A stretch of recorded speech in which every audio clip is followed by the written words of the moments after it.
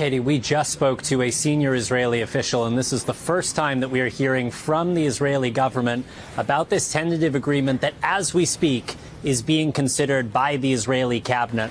The broad outlines of the deal we were familiar with. 50 hostages, women and children, released over 4 days in exchange for a 4-day ceasefire, and Israel agreeing to release 150 Palestinian women and children from Israeli prisons. But this senior official telling NBC News a number of mechanisms and a lot of detail about this deal that we did not know before.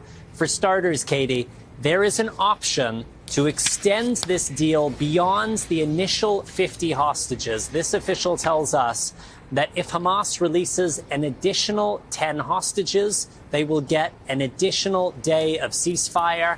And this official says that could continue indefinitely. They say Israel is skeptical and that they will watch and see whether or not Hamas delivers on these first 50. But there is the option to extend this deal further. This official also telling NBC News, Israel is not negotiating on behalf of the non-Israeli hostages. They say Israel will only release Palestinian prisoners in exchange for Israeli citizens. Now, that does include dual nationals. And this official is quick to point out that most of the Americans being held in Gaza right now are dual U.S.-Israeli nationals, so they would be covered by these Israeli negotiations. This official also pointing out that under Israeli law, the victims of terrorism have the option to appeal to the Israeli Supreme Court to block the release of Palestinians involved in those crimes. So any deal which could be approved tonight could only go into effect at the very earliest tomorrow, once that 24-hour period has passed. And this official says, look, the Supreme Court has never stepped in the past to derail one of these high-stakes diplomatic negotiations, but it is possible it could happen this time.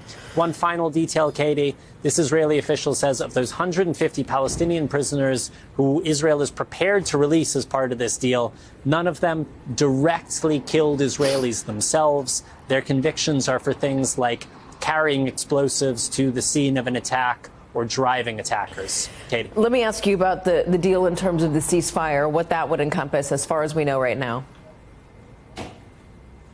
So 4-day ceasefire, both sides agreeing to essentially freeze their military positions. And Katie, these ceasefire deals are hard to negotiate. They can be even harder to uphold because we have a situation where not far from where we are now, there are thousands of Israeli troops inside of Gaza City, just streets away from fighters from both Hamas and Palestinian Islamic Jihad. So making sure those forces don't open fire on each other and collapse this ceasefire deal will be complicated. This official also says Israel has agreed to suspend overhead drone flights for a certain number of hours each day over Gaza. That is to give Hamas the confidence that they can move around and gather these hostages who are being held at a number of different locations all across Gaza without being tracked by Israeli drones. So a lot of moving parts here, Katie, including the role of the Red Cross, who we expect, as they have in the past, will be the ones responsible for taking these hostages from Hamas custody over the border and returning them to Israel.